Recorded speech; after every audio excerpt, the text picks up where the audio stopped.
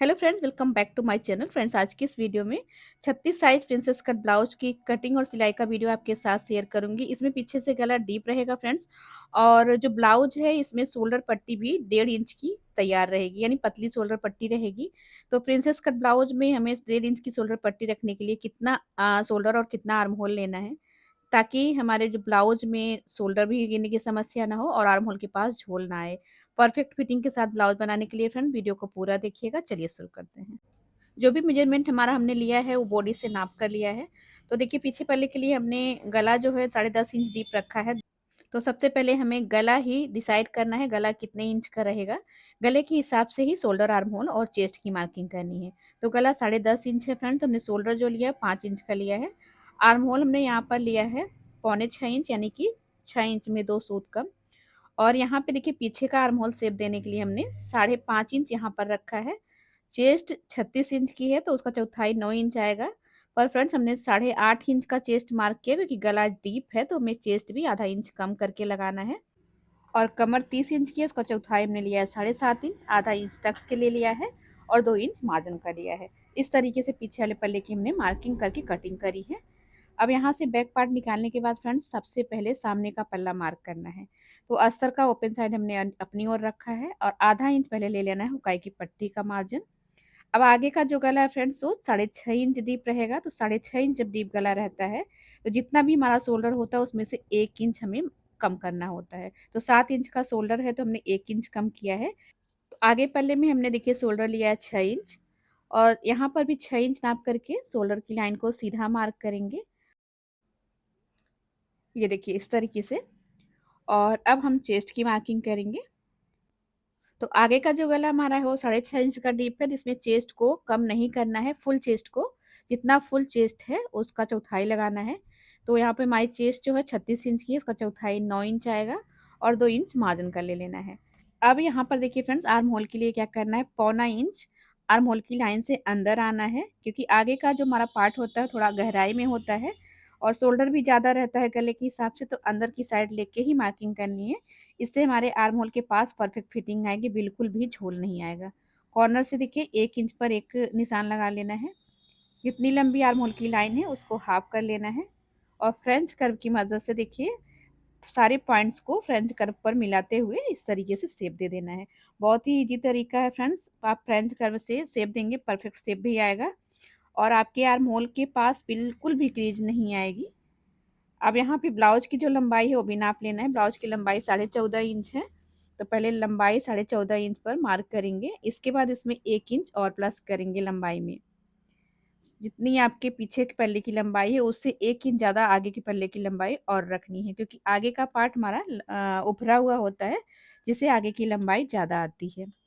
कमर 7.5 inch है, 2 inch का margin ले लेना है और इस तरीके से कमर की मार्किंग कर लेनी है। आई होप फ्रेंड्स कि ये चीज़ आपको समझ में आ रही हो। अब जितनी शोल्डर पट्टी पीछे की है ना, उतना ही आगे की रखनी है। तो देखिए शोल्डर पट्टी हमारी है 2.5 इंच की, 1.5 इंच तैयार पट्टी है, 1 इंच में मार्जिन का है। गला देखिए फ्रेंड्स, यहाँ पे आ रहा है 3.5 इंच, तो गले की चौड़ाई 3.5 इंच रखनी है। लंबाई 6.5 इंच है। लंबाई आप अपने हिसाब से थोड़ा बहुत कम ज़्यादा कर सकते हैं। 1.5 इंच पर एक मार्क और लगाएंगे और इस तरीके से देखिए फ्रेंच कर्व की मदद से स्वीट हार्ट गले का शेप बना लेंगे, देखिए इस तरीके से। अब यहाँ पे फ्रेंड्स हमारा गला भी बन के कंप्लीट हो गया है। टक्स पॉइंट लेना है। टक्स पॉइंट में यहाँ पर 10 इंच पर रखूंगी क्योंकि 36 साइज का ब्लाउज है। और टक्स की चौड़ाई यहाँ पर 3.5 इंच लेनी है। नीचे की साइड आधा इंच कम लेना है, यानी कि 3 इंच ले रही हूँ मैं। और फिर इस तरीके से लाइन को मार्क कर लेना है। अब यहाँ आर्म होल के पास देखिए फ्रेंच कर्व की मदद से ही हमें शेप मिलाऊंगी, तो बहुत ही अच्छा शेप आता है इस टूल्स की मदद से। और आर्म होल के पास जो यहाँ पर टक्स लगती है फ्रेंड्स, इसके लिए क्या करना है, पीछे की चेस्ट को क्लियर कर लेना। जितना पीछे की चेस्ट है उसी के हिसाब से यहाँ पर टक्स लगानी है। यानी कि मैं देखिए आधा इंच पर इस तरीके से एक शेप और बनाऊंगी। इसे भी चेस्ट साइज के हिसाब से लगाना होता है। और कमर के पास देखिए टक्स जो है 2 इंच का लेना है, 2 इंच लंबाई में भी ले लेना है और इस तरीके से शेप बना देना है। अब देखिए फ्रेंड्स, हमें मार्जिन लेना है, तो हम कितना लेंगे, आधा इंच इधर की साइड सिलाई में जाएगा, आधा इंच इधर की साइड। तो कुल मिला के 3 इंच हमें कपड़ा एक्स्ट्रा लेना है कमर के पास। और आर्म होल के पास हमें आधा इंच एक्स्ट्रा लेना है, क्योंकि ये ब्लाउज जो है बॉडी से नाप कर लिया है। अगर आप ब्लाउज के नाप से ले रहे हैं तो यहाँ पर आप 1 इंच लेंगे। इस तरीके से हमारा सामने का पल्ला कंप्लीट हो जाता है। अभी देखिए फ्रेंड्स क्या करना है, पीछे का पल्ला लेना है और इस तरीके से यहाँ पर रख लेना है। तो पीछे के पल्ले के बराबर जहाँ तक आ रहा है वो निशान इस तरीके से मिला देना है। तो आई होप फ्रेंड्स कि आपको सामने का पल्ला अच्छे से समझ में आ गया हो। यहाँ पे कंप्लीट हो गई हमारी मार्किंग। अब मैं इसकी कटिंग कर लेती हूँ।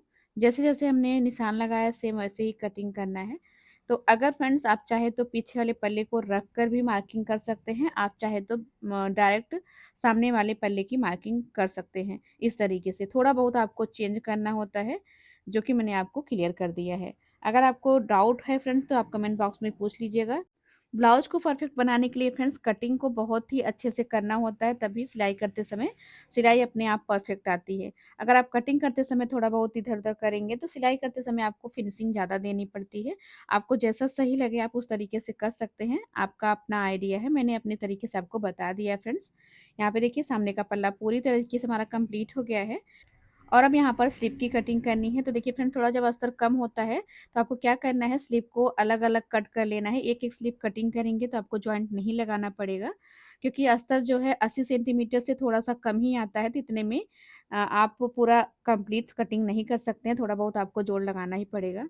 तो हमने स्लीव के लिए कपड़े को चेस्ट के हिसाब से फ़ोल्ड किया है 9 इंच पर, और स्लीव की लंबाई जो है 5 इंच तैयार रखी है। 1 इंच इसमें मार्जिन का प्लस करके 6 इंच पर लिया है।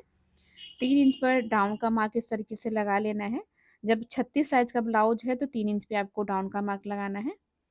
देखिए यहाँ पे सीधा 1.5 इंच रखना है और अब पीछे वाला पल्ला ले लेना है और यहाँ से आर्म होल को नाप लेना है। देखिए तिरछे में तो कितना आ रहा है, 7 इंच। जितना आ रहा है फ्रेंड्स उतना ही इस सीधी वाली लाइन पर रख देना है, क्योंकि यहाँ पे हमारा बाइसेप होता है। इसके बाद इस तरीके से शेप देते हुए मिला देना है, ये देखिए। और अब इसमें आधा इंच से थोड़ा-सा ज़्यादा यानी कि पौना इंच के लगभग एक निशान और लगाना है, जो कि आगे पल्ले की गहराई रहेगी। स्लीप की जो मोहरी है वो पौने 6 इंच है, 2 इंच मार्जिन का ले लेना है। इस तरीके से कटिंग और फिटिंग लाइन को मिला लेना है। तो देखिए फ्रेंड्स इस तरीके से स्लीप की मार्किंग हमने कंप्लीट कर ली है। और अब इस स्लीप को रख के दूसरी वाली स्लीप भी कट कर लेना है, क्योंकि जो है इस तरीके से कटिंग करने पे जोड़ नहीं आएगा। अगर आपका अस्तर कम हो फ्रेंड्स तो आपको भी इस तरीके से कटिंग करनी है। देखिए बहुत ही आसानी से दोनों स्लीव हमारी कटिंग हो जाएगी, ये देखिए। तो बिल्कुल भी जोड़ नहीं आ रहा है। तो जब कपड़ा कम है तो इस तरीके से आप कटिंग कर सकते हैं। और नहीं तो अगर आपको इसकी स्लीव और बड़ी करनी है फ्रेंड्स तो आप फिर 1 मीटर का अस्तर लीजिएगा। ये 80 सेंटीमीटर से 2 पॉइंट कम अस्तर था, इसलिए छोटी स्लीव आई है। और अब यहाँ पे गहराई की भी कटिंग हम कर लेंगे। निशान लगा लेना है फ्रेंड्स, क्योंकि सिलाई करते समय ना हमारा जो पार्ट है एक ही साइड का हो जाता है जब गहराई दे देते हैं तो। और जब एक साइड का होता है तो बहुत दिक्कत आती है। इस तरीके से अस्तर पर कटिंग कंप्लीट करने के बाद मेन कपड़े पर कटिंग कर लेना है। और अस्तर वाले पार्ट से थोड़ा-सा ज़्यादा कपड़ा रख के कटिंग करनी है, ताकि सिलाई करते समय कपड़ा कम ज़्यादा ना हो। और इस तरीके से सारे पार्ट को सेट कर लेना है। कपड़ा थोड़ा ज़्यादा ही रखना है फ्रेंड्स।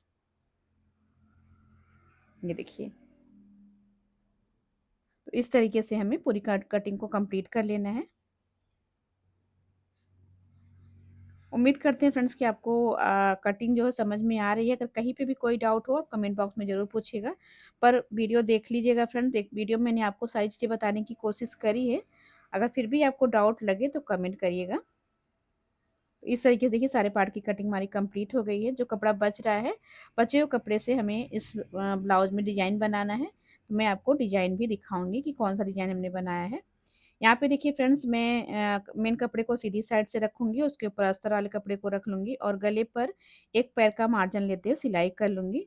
इसके बाद देखिए फ्रेंड्स यहाँ पे एक्स्ट्रा कपड़े को कट करके गले को पलटना है। आप चाहे तो यहाँ पे पेस्टिंग पेपर भी लगा सकते हैं, पर पेस्टिंग पेपर लगाने के लिए अस्तर और चाहिए होगा। हमारे पास अस्तर नहीं है फ्रेंड्स, मैं यहाँ पर इस तरीके से पलट करके सिलाई लगाऊँगी।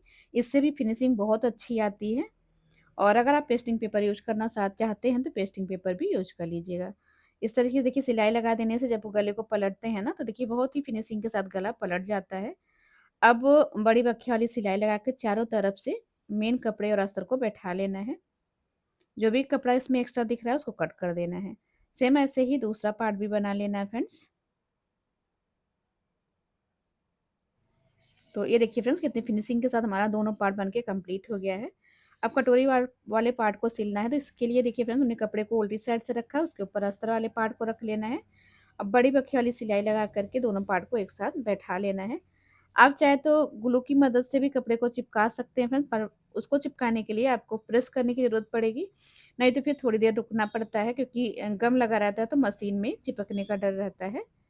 तो इस तरीके से हम सिलाई लगा करके अस्तर और कपड़े को बैठा लेंगे और जो भी कपड़ा एक्स्ट्रा दिख रहा है उसको कट कर देना है, देखिए इस तरीके से। और अब इसे हमें जॉइंट करना है साइड बीच वाले पार्ट में। देखिए आपको हमेशा ना कटोरी को नीचे की साइड से ही जॉइंट करना है। नीचे की साइड से जॉइंट करने पे आपका जो ब्लाउज का लंबाई है वो एकदम परफेक्ट रहता है। अगर आप बिगिनर हैं तो आप हमेशा नीचे की साइड से जॉइंट करेंगे। आर्म होल की साइड से जॉइंट करने पे नीचे अगर आपकी कटोरी छोटी पड़ जाती है तो लंबाई कम ज़्यादा होने का डर रहता है, इसलिए आपको हमेशा नीचे से ही जॉइंट करना है। और ये वाली टक्स भी लगा लेनी है, देखिए आधा इंच की। इस तरीके से देखिए एक पार्ट हमने कंप्लीट किया है, दूसरा पार्ट भी इस तरीके से कंप्लीट करना है। इसकी कटोरी भी देखिए मैं नीचे से ही जॉइंट कर रही हूँ फ्रेंड्स। एक भी पार्ट को खींचना नहीं, बराबर से रख के सिलना है, तो दोनों पार्ट देखिए इस तरीके से आपका बराबर से आ जाएगा। अगर आपने कटिंग परफेक्ट तरीके से करी है ना फ्रेंड्स, तो सिलाई करते समय आपको कहीं पे कोई भी दिक्कत नहीं आएगी। सारी चीज़ें बराबर से बैठेंगी और परफेक्ट बैठेंगी। थोड़ा बहुत अगर ऊपर नीचे हो रहा था आप उसको छटैया कर सकते हैं। इस तरीके देखिए तो सभी पॉइंट को मिला लेना है, इसके बाद हुकाई की पट्टी लगानी है।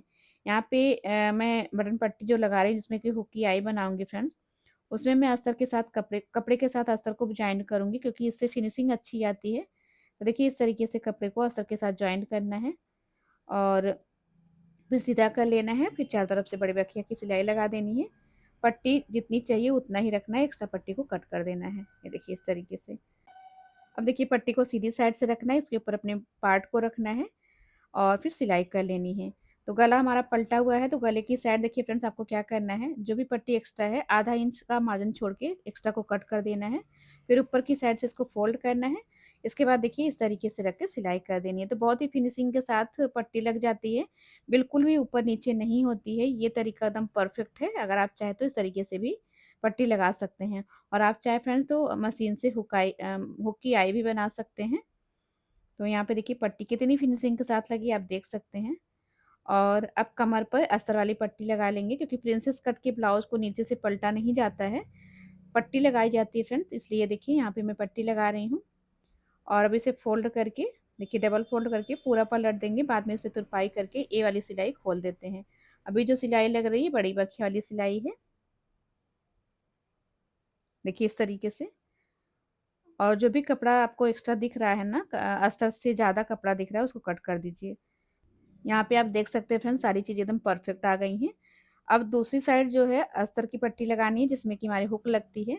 तो यहाँ पे एक चीज़ और ध्यान दीजिएगा फ्रेंड्स, जहाँ पे आपने प्लेट डाली है, प्लेट की जगह पर पट्टी पर आपको प्लेट डाल देनी है। न अगर ऐसा नहीं करेंगे तो पट्टी पर खिंचाव आता है, पहनने पे जो है पट्टी खिंचती है। इसके लिए प्लेट डालना ज़रूरी है अगर आपने ब्लाउज में प्लेट डाली है तो। प्लेट यानी कि डॉट। देखिए यहाँ पे हमारा सामने का पल्ला बन के कंप्लीट हो गया है। इस तरीके से हम दोनों को एक दूसरे के साथ रखेंगे और बीच में पिन लगा लेंगे। तो फ्रेंड्स हमने इसमें फुल वीडियो नहीं डाली क्योंकि चैनल पे आपको प्रिंसेस कट ब्लाउज की फुल कटिंग और सिलाई की वीडियो मिल जाएगी। अगर आप फिर भी देखना चाहते हैं तो कमेंट बॉक्स में ज़रूर बताइएगा। ये देखिए इसका फाइनल लुक है, कैसा लगा ज़रूर बताइएगा। Thank you.